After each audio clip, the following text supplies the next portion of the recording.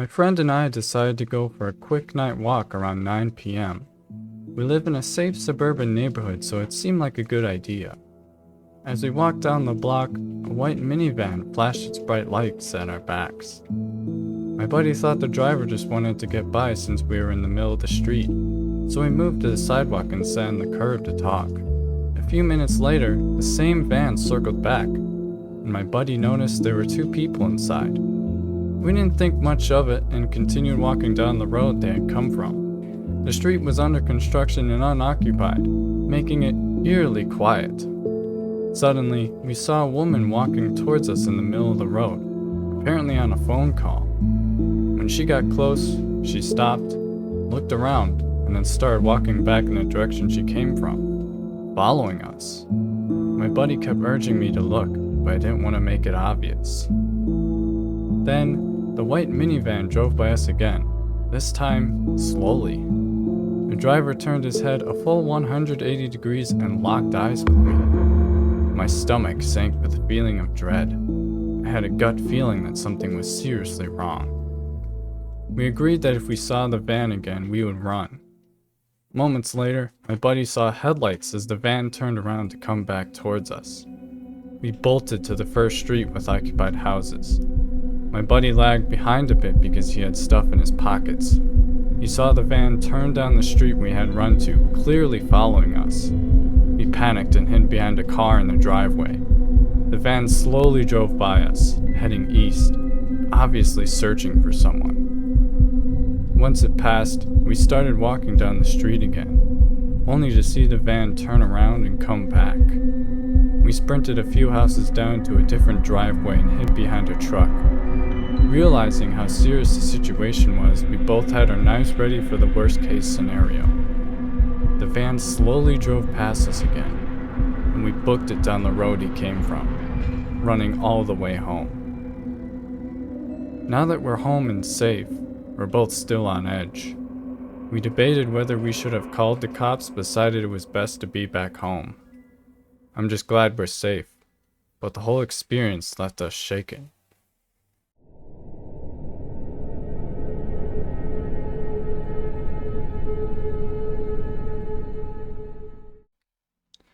This happened about a year ago when we used to live in a society called Al Jalol Garden in Pakistan. I was quite familiar with the place as I went for a walk daily to burn some calories in the nearby park after dinner and often visited a store near our house. It took about 10 minutes or less to get to that store from our house.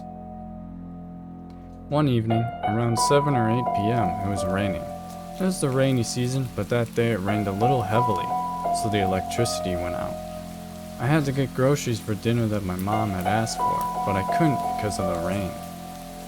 As soon as the rain stopped, I headed out to the store. Everything was still wet outside, obviously. I kinda like walking in this type of weather at night, but it was a little too dark for my liking. The only place lighting up the road a little bit was a cafe called Gloria Jeans, which I assume had its own generator. As I crossed the roundabout and made my way to a path leading to the store, I noticed that on one side of the path there was the road, and on the other side there was a small grassy area surrounded by walls. The area behind the walls was outside the society, I think. I never really knew what was on the other side until that day. With the cafe now far behind me, it was quite dark and there was nobody around. Once I got on the path, I heard something. At first, it sounded like a small dog, making the kind of noise they do when they're hurt. When I looked to the other side of the path where the sound was coming from, all I saw was pitch black darkness. Worried that an animal might be hurt, I thought of checking the place out, but then it felt as if the sound was coming from behind the walls. As I was just thinking about what I should do, the sound started to become unrecognizable. I couldn't tell if it was a dog anymore, and soon it turned into a sort of child crying. It was a high-pitched sound, like a mix of a child and a dog. That's the best way I can describe it. I was getting scared at this point, but I also wanted to know what it was. However, it was too dark to see anything. I thought the sound was coming from behind the walls, but suddenly it felt closer to me, then even closer. That's when it sent shivers down my spine. I have never, in my whole life, felt that sort of fear except maybe when I had sleep paralysis for the first time. With that child animal crying sound getting closer and closer, I moved back with full speed, not thinking about anything except getting out of there. I didn't even think about any cars behind me, so I'm really lucky there weren't any or I'd surely have been hit. I kept going until I reached the roundabout again. I just gathered myself for a few minutes, having second thoughts like, maybe there was someone who needed my help, but why did it feel like it was approaching me?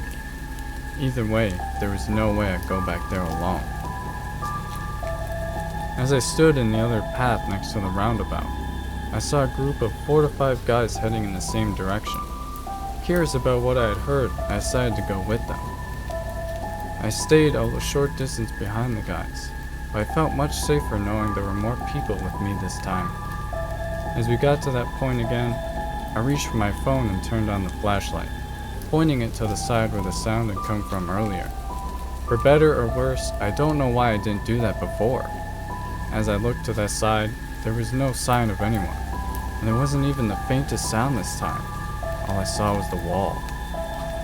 I got to the store, got the groceries, and took a longer route back home to avoid that path.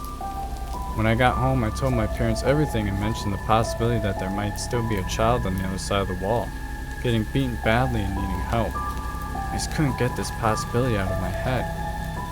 My father, after listening to me carefully and confirming if that was the path I was talking about, if I was sure, said something I would never forget. On the other side of that wall is a graveyard. I never really believed in such things, but after what happened to me that day, I really don't know. The hardest part is explaining that horrifying sound. Even writing this brought a tear or two to my eyes.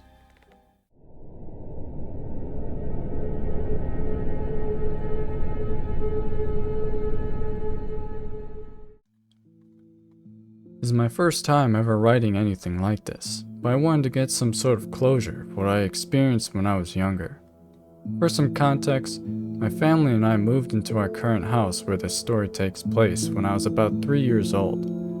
It is a 2-story building completed sometime in the early 2000s. There are 3 bedrooms on the second floor. The master bedroom is to the left of a little walkway at the end of the staircase. Right next to it on the right was a room my younger sister and I used to sleep in when we were younger. The last room, which was meant to be my younger brother's room once he got older, was all the way at the end of the hallway. But that room always remained empty and was used as a storage room for the most part. When I was around 7 or 8 years old, I developed this new schedule of after-school procrastination. I would shower and then sit on my parents' bed to watch PBS in my mom's bedroom. She had the biggest TV and by far the best graphics compared to other televisions around the house at the time. The TV sat on top of a large chest of drawers in front of her bed. My sister, who was a year and a half younger than me, would usually sit with me to watch whatever was playing. We particularly loved when Curious George came on, so we would always be out of the shower and dressed by 3:50 at the latest, considering the show came on at 4. I never really felt anything off about the room, at least not when the sun was still out. But I always had this feeling about it once it became dark. It's a feeling I still get to this day as a 20-year-old. I just can't walk by it late at night without getting the heebie-jeebies. Something always felt off about it, especially when I was younger. I hated being upstairs by myself even during the daytime. However, on this particular day, for whatever reason, I was up there by myself. It was around October or November, and as a result, they were playing an hour-long special for Curious George. I honestly can't remember whether it was the Halloween or Thanksgiving one, but it was a movie-like special. All I know is that I loved it enough to sit up there by myself and watch it. I was at least a good 15 to 20 minutes in when I heard noise from outside in the hallway. I thought it was my sister, so I ignored it. At some point, my sister came in and proceeded to stand right in front of the TV. My sister had this annoying habit of standing in front of any big screen and blocking the view for everyone. And while she wasn't really blocking my view, I knew my mom hated it when she just stood there, She said it was rude or something along those lines. Although, in that particular moment, I didn't care. There had been this scene that was particularly funny that my sister had missed a part of, only getting to watch the other half. I began to tell her what had happened before, proceeding to laugh, expecting her to laugh too, but I didn't get a response, which annoyed me a bit, so I proceeded to say the same thing again. Yet I still didn't get a response from her. She stood still, glancing at the TV and away from me. Because I was on my mom's bed and the TV was right in front of me, all I could see was her back. The third time I got no response, I grew irritated, yelling her name and telling her to stop ignoring me, to look at me. That's when she turned around. Except, it wasn't my sister. I mean, it looked like her, wearing the same clothes she'd been wearing earlier, same everything. But her eyes were off. All I remember was how unsettling the eyes were, being all pitch black. Not to mention the emotionless expression aimed at me. We both stared at each other for a while before it turned around and proceeded to walk out of the room. I was still a bit wary, but then I got really angry because I was just blatantly ignored. So I got up and also walked out of the room. I yelled for Mom, telling that my sister had just ignored me and left me talking to her like an idiot. My mom's voice was confused as she yelled back that that couldn't be possible. My sister had been downstairs with her the whole time. I asked if maybe she had gone upstairs at some point and my mom just hadn't realized it, but she said no. And even if she had, she would have heard the squeaking of the floorboards that are right by her room. I was baffled but thought I had maybe been seeing things. Yet, after that, I didn't feel comfortable being in that room by myself anymore, and instead decided to stay downstairs with my mom for a while. I have experienced other weird things that just can't be explained, but I often think about this one instance and wonder what it was that I talked to that day.